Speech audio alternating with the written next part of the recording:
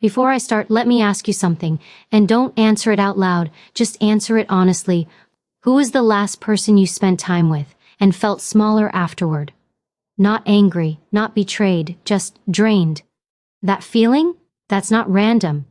Most people think danger looks dramatic, loud, obvious. It doesn't. The most dangerous people in your life don't come to destroy you. They come to stay. They sit next to you. They laugh with you. They know your history, your wounds, your insecurities. They know exactly how to sound supportive while quietly pulling the brakes on your life. And here's why this is so hard to talk about. Because these people aren't villains. They're familiar. They've been there during tough times. They've shared memories with you. They know the old version of you so well that they get uncomfortable when you start becoming someone new. So instead of attacking you, they question you. Instead of stopping you, they slow you down. Instead of saying don't grow, they say, why are you changing? And you start doubting yourself. You tell yourself you're overthinking. You tell yourself you're being selfish. You tell yourself loyalty means staying even when it costs you peace. Let me tell you something most people learn too late. Not everyone who walks beside you is walking with you. Some people are only comfortable when you stay at a level that doesn't challenge them. Some people benefit from your confusion. Some people survive off your energy while contributing nothing but noise. And the scariest part, they don't push you backward. They just make sure you never move forward. This isn't about hate. This isn't about revenge. This isn't about cutting people off in anger. This is about recognizing a silent poison that works slowly, politely, and effectively.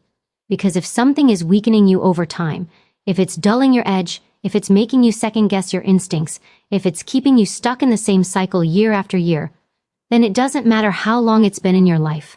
It matters what it's doing to your future. And tonight, we're going to talk about the people no one warns you about.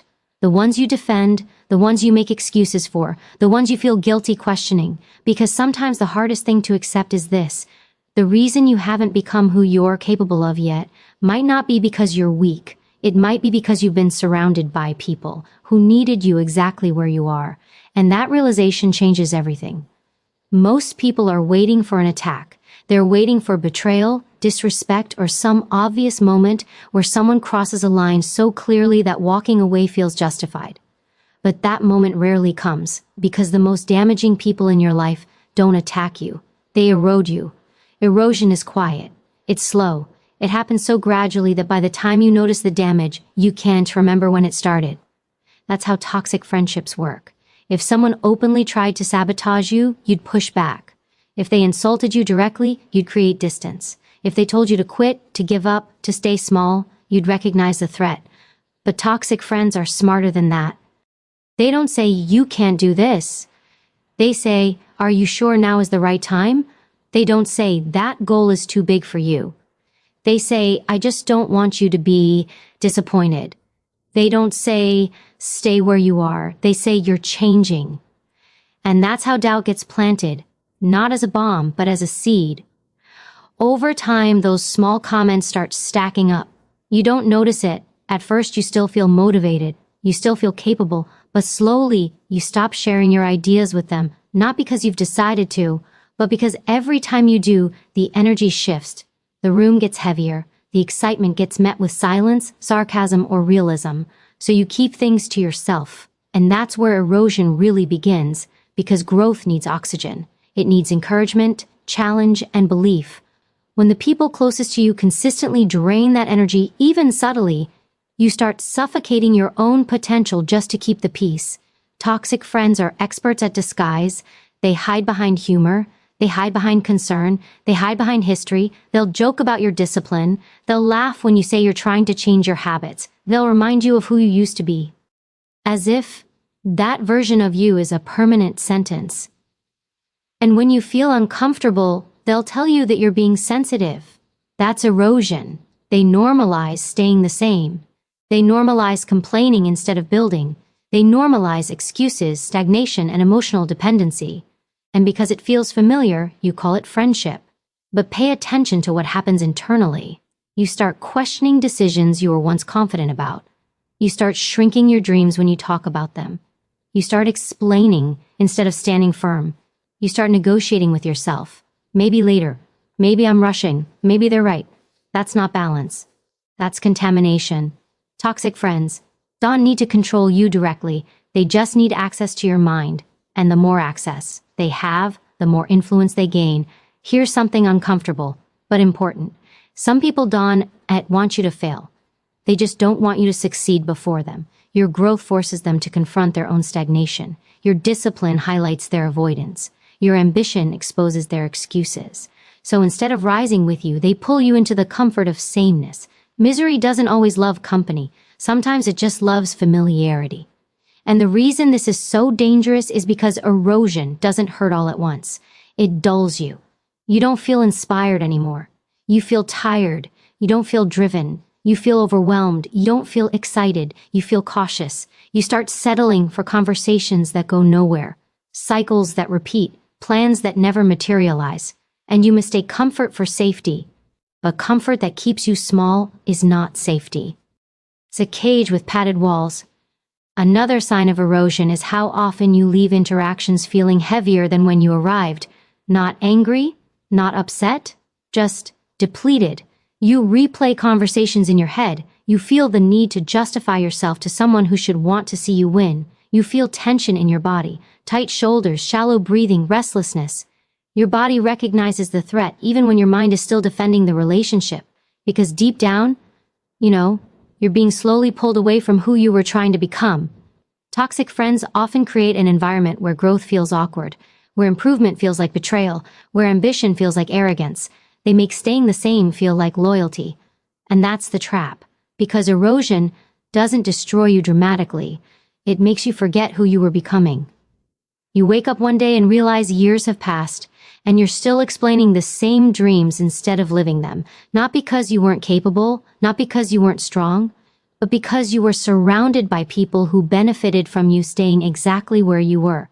This is why cutting toxic friends off feels confusing. There's no explosion, no final argument, no clear villain, just a quiet realization that something in you has been dimming. And when you finally step back, when you finally create distance, the difference is immediate. Your mind feels clearer, your energy comes back, your ideas feel alive again. That's when it hits you. You weren't burned out, you weren't lazy, you weren't lost. You were eroding, and erosion stops the moment you remove what's wearing you down. That's the danger of toxic friends. They don't come to break you. They come to slowly make you forget your strength. And once you see that, you stop waiting for an attack, and you start protecting yourself from the quiet damage that almost cost you everything. Most people don't stay in toxic friendships because they're weak. They stay because they confuse loyalty with integrity. They tell themselves that staying is the honorable thing to do, that walking away would make them fake, selfish, ungrateful, or disloyal. So they endure behavior they would never accept from a stranger, simply because it comes from someone they've known for years. That's not strength. That's self-betrayal dressed up as virtue. Loyalty sounds noble. It feels solid. It feels like character. But loyalty without integrity is dangerous because it demands that you abandon your values, your boundaries, and your future in the name of keeping the past alive. Here's the truth most people don't want to admit. Just because someone was with you during hard times does not mean they deserve to walk with you into better ones. History creates attachment. It does not create obligation. You can appreciate what someone meant to you and still recognize that who they are now and who you are becoming no longer align. But people don't want to face that, so they stay out of guilt. They tell themselves, they've always been there for me. They say, I can't just turn my back on them. They say no one's perfect. Meanwhile, their standards quietly disappear. Integrity is about alignment. It's about living in a way that matches what you believe, what you value, and what you're building. Loyalty, when it's healthy, supports hat alignment. But when loyalty forces you to tolerate disrespect, stagnation, manipulation, or constant emotional drain, it stops being loyalty and becomes a leash. And the scariest part? You're the one holding the other end. Toxic friends understand this. They know exactly which buttons to press. They remind you of shared struggles. They bring up old favors. They reference moments where you needed them, not to reconnect, but to keep you indebted. And you start feeling like you owe them your silence, your tolerance, your compliance. You stop calling things out because you don't want conflict. You stop setting boundaries because you don't want to seem cold. You stop growing openly because you don't want to make them uncomfortable. That's not loyalty. That's fear wearing a moral mask. Integrity asks harder questions. It asks, does this relationship bring out my best or my worst? Does it support who I am becoming or who I used to be? Does staying true to them require me to lie to myself? And when the answer is uncomfortable, most people look away. Because cutting someone off feels dramatic, it feels final, it feels like failure. But what's rarely discussed is the slow failure that happens when you stay. Every time you ignore your instincts to keep the peace, you weaken your trust in yourself. Every time you swallow resentment instead of addressing it, it compounds. Every time you compromise your values to maintain a connection, you teach yourself that your standards are flexible when they shouldn't be. Over time, you don't just feel frustrated, you feel fractured. Part of you wants growth, part of you wants approval, and those two parts cannot coexist for long without damage. Here's something most people never realize. You are not obligated to carry people who refuse to carry themselves. Friendship is not charity, it's not a rescue mission, it's not a life sentence. Healthy relationships evolve, unhealthy ones demand that you stay the same. And when you choose loyalty over integrity, you freeze yourself in time. You stay in conversations that go nowhere. You stay in cycles that repeat. You stay explaining the same boundaries that keep getting crossed. And you call it being a good person.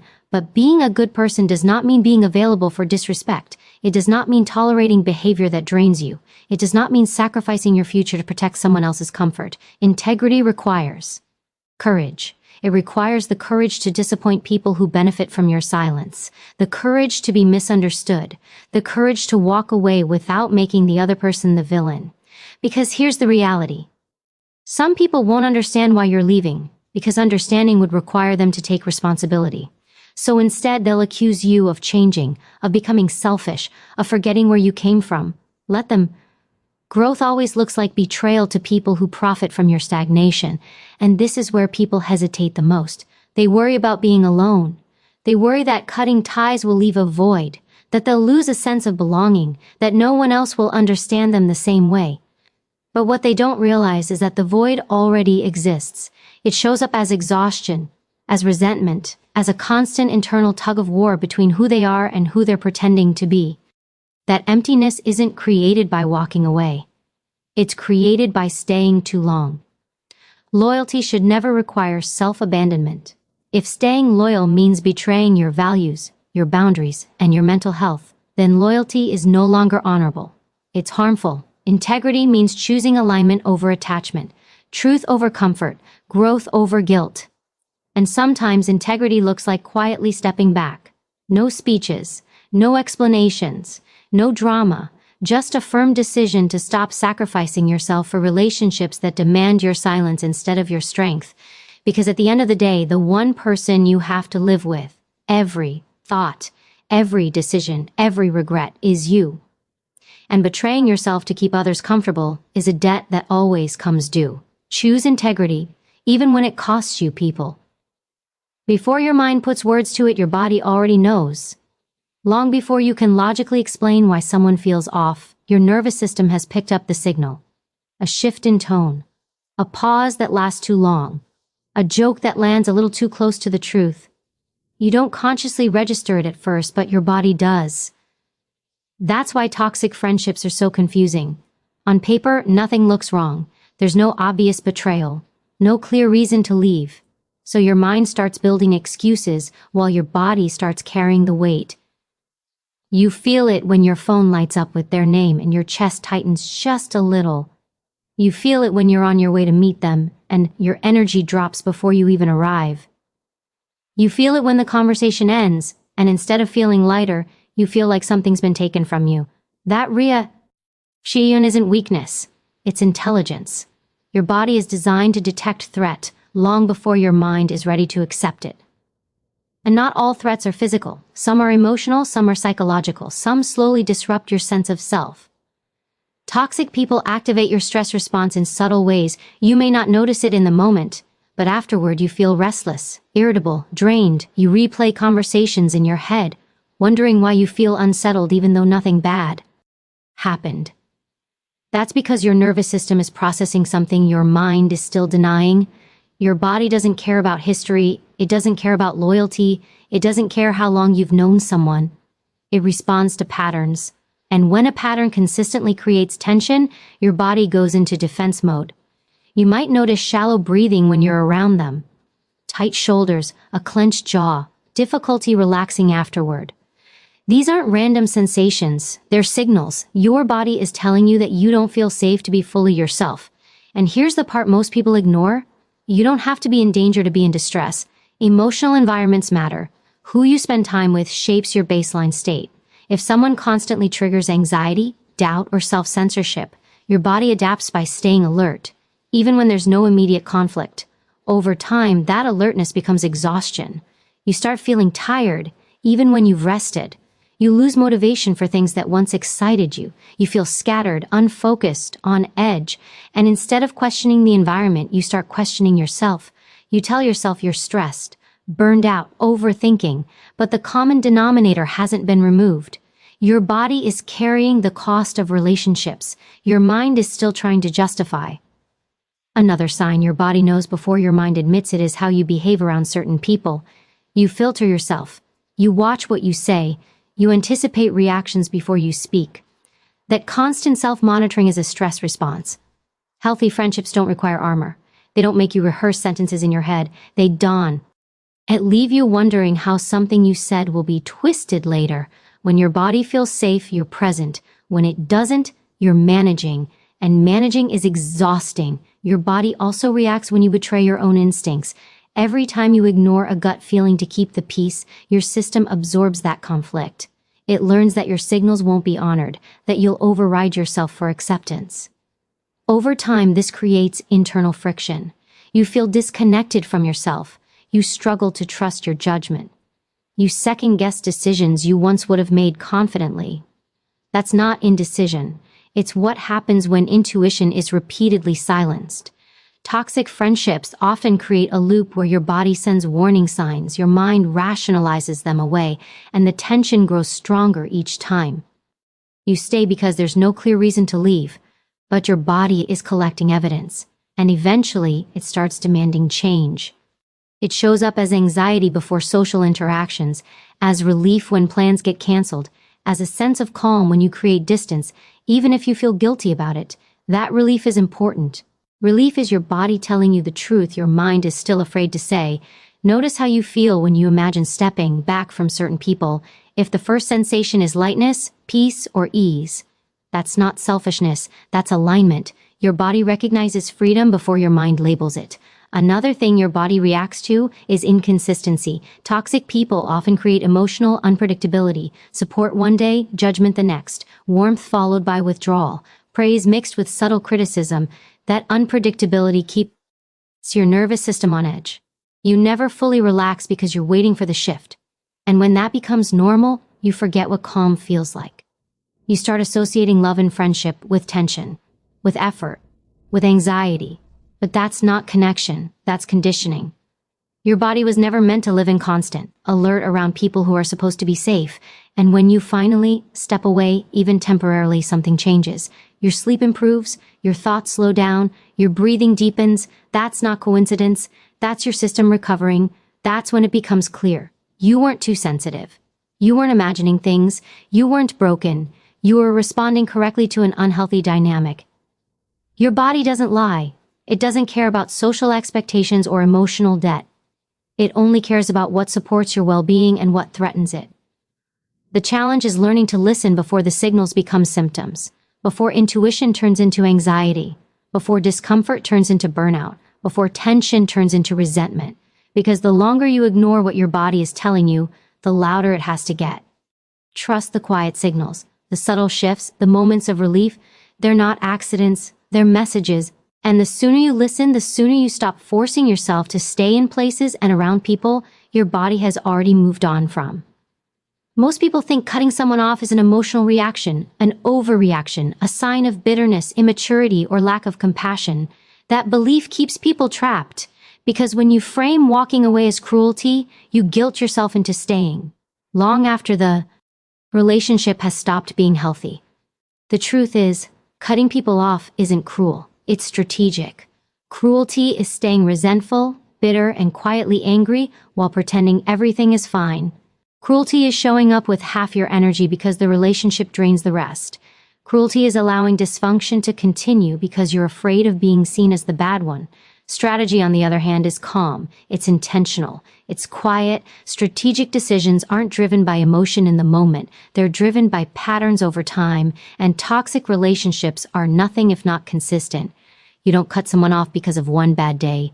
You cut them off because of repeated disrespect, repeated boundary violations, repeated moments where you leave interactions feeling smaller, weaker, or confused. Strategy begins when you stop asking, "How do I feel about them?" and start asking, "What does this relationship cost me?" Because everything has a cost. Some relationships cost time. Some cost peace. Some cost momentum. Some cost self-respect. And the longer you ignore those costs, the more interest you pay. People avoid cutting others off because they think it requires confrontation, explanation, or a dramatic ending.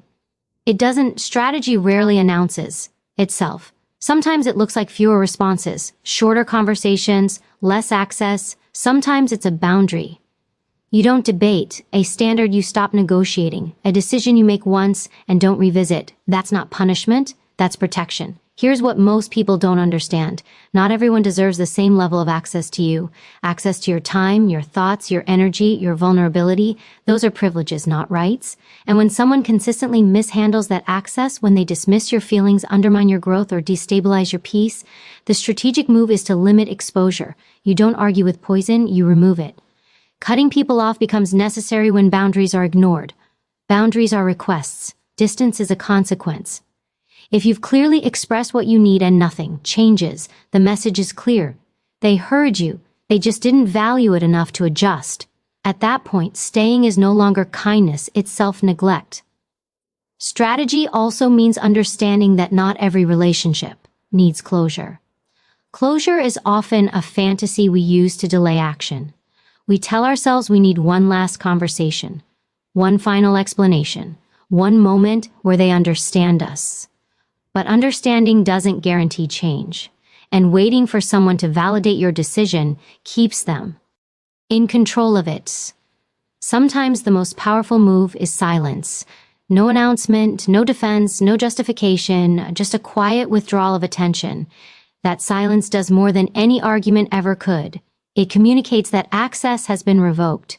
And that's where the guilt comes in. People feel guilty for choosing themselves because they've been taught that endurance equals morality, but morality without discernment leads to burnout. You can be compassionate without being available. You can care without staying connected. You can wish someone well from a distance. Strategy does not require cruelty, it requires clarity. Another reason cutting people off feels hard is because of fear. Fear of being alone, misunderstood, or replaced. But here's the reality. Staying in draining relationships doesn't prevent loneliness. It creates it. You can be surrounded by people and still feel completely isolated if none of them truly support who you are becoming. Strategic distance creates space. Space for clarity, space for growth, space for relationships that don't require constant self-defense. And yes, there may be a period of quiet afterward. That's not emptiness, that's decompression.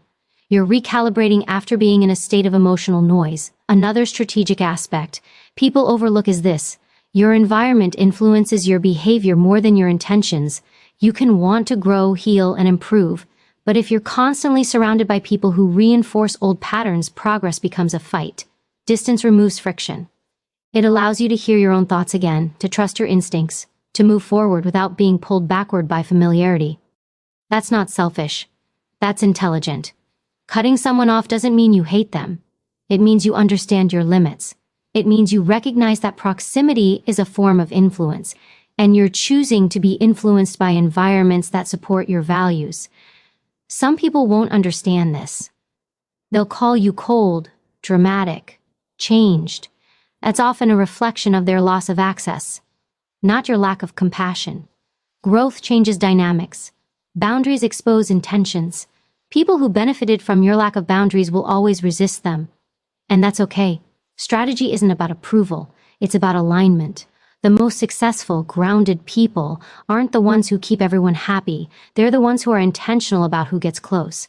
They don't explain every move. They don't seek permission. They don't revisit decisions that were made from clarity. They protect their peace like it matters, because it does. At the end of the day, cutting people off isn't about rejecting others. It's about choosing yourself without apology. It's about recognizing that you can't build a strong future while constantly negotiating with people who belong to your past. And the moment you stop seeing distance as cruelty and start seeing it as strategy, you stop bleeding energy and start moving forward with purpose. Most people say they want more out of life. More clarity, more purpose, more peace, more strength. What they don't say out loud is that they also want it without loss. And that's where the conflict begins. Because growth has a price. And one of the most painful costs is people, not enemies, not strangers, people you once laughed with, people you leaned on. People who knew an older version of you so well that they still expect you to stay there. The life you want will cost you the people you've outgrown, not because you're better than them, but because you're no longer the same. And sameness is what many relationships are built on. When you change, you disrupt the unspoken agreement, the rhythm, the comfort of knowing who you are and how you'll show up. Growth introduces uncertainty, and not everyone can sit with that. Some people will try to pull you back without even realizing it. They'll say they miss the old you. They'll joke about how serious you've become. They'll frame your discipline as distance and your boundaries as rejection. But what they're really reacting to is loss. Not the loss of you, but the loss of access to the version of you that made them feel safe. Outgrowing people doesn't happen overnight. It's gradual. You notice the conversations don't go as deep. The values don't line up. The same cycles repeat while you were trying to move forward. At first, you try to bridge the gap. You explain your choices. You slow yourself down. You compromise. But eventually, you realize you're shrinking to preserve something that no longer fits. And that realization hurts. Because letting go of people isn't just about losing them. It's about mourning who you were when they mattered. There's grief in that. Grief for shared memories, for inside jokes, for a time when life felt simpler. Walking away from people you've outgrown doesn't make you heartless. It means you're honest enough to acknowledge change. But honesty comes with loneliness. There will be moments where you sit in silence and wonder if you made the wrong choice. Moments where you miss the familiarity even if it wasn't healthy anymore. Moments where being alone feels heavier than staying would have. That's the price most people aren't willing to pay. So they stay. They stay in conversations that feel forced. They stay in dynamics that no longer reflect who they are. They stay because being understood by the past feels safer than being alone in the future. But staying has a cost too. It costs you momentum. It costs you authenticity. It costs you the chance to fully step into the next version of yourself. Fifth, truth is, growth creates a gap before it creates connection. Before you find people who align with where you're going, you often have to sit in the space where the old connections no longer fit. That space feels empty, but it isn't. It's a transition, a necessary quiet where you recalibrate, rebuild, and redefine yourself without external influence. Most people panic in that space. They rush to fill it. They reach back out to familiar faces. They settle for comfort instead of alignment. But that's how people end up living lives that look full but feel hollow. Outgrowing people doesn't mean you think you're superior. It means your priorities have shifted. What once felt exciting now feels draining. What once felt acceptable now feels heavy. What once felt like home now feels restrictive. And forcing yourself to stay in environments that no longer match your internal growth creates tension. You feel torn, restless, disconnected, not because something is wrong with you, but because you're trying to live two different lives at once. The life you want demands consistency. It demands that your actions, values, and environment support each other. And that means letting go of relationships that anchor you to versions of yourself you've already outgrown. Some people will understand this without words. They'll evolve alongside you or drift away naturally. Others won't. They'll take it personally. They'll interpret your distance as judgment. They'll assume your growth is a rejection of them. You can't control that. You're not responsible for how people interpret your boundaries. You are responsible for honoring your direction. And yes, there will be moments when the loneliness feels sharp, but loneliness in alignment is different from loneliness in stagnation. One sharpens you, the other numbs you. Walking alone for a while builds strength. It teaches self-trust. It shows you that you can survive without constant validation. And in that space, something shifts. You stop negotiating your values. You stop explaining your goals. You start attracting people who recognize your energy without needing convincing. But that only happens if you're willing to let go first. The life you want is not waiting for you where you are now. It's waiting on the other side of difficult decisions, quiet goodbyes, and seasons where you choose growth over familiarity. You don't lose people because you changed. You lose people because you refuse to stay the same. And that isn't a tragedy. That's evolution. Because the people meant for the next chapter of your life won't require you to shrink, explain, or apologize for becoming who you're meant to be. They'll meet you where you are, but you have to be willing to walk there alone first. At some point, it all comes down to a choice, not a dramatic one, not a loud one. A quiet, internal decision that no one else will see, but everything in your life will feel. You can keep protecting comfort, or you can start protecting your future. Because now you know this isn't about bad people versus good people. It's about alignment versus erosion, integrity versus guilt, growth versus familiarity. You were never meant to carry everyone with you. You were meant to carry responsibility for your own life. Some people were lessons, some were support for a season, some were mirrors that showed you who you no longer want to be.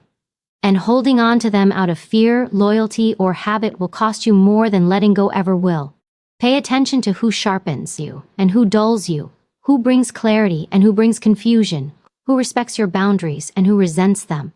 Your time is not unlimited, your energy is not renewable, and your potential is not negotiable. Walking away doesn't make you cold, it makes you conscious.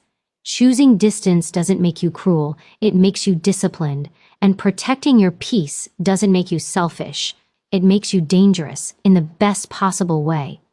Because once you stop leaking energy into relationships that were never meant to last, you become focused, grounded, unstoppable.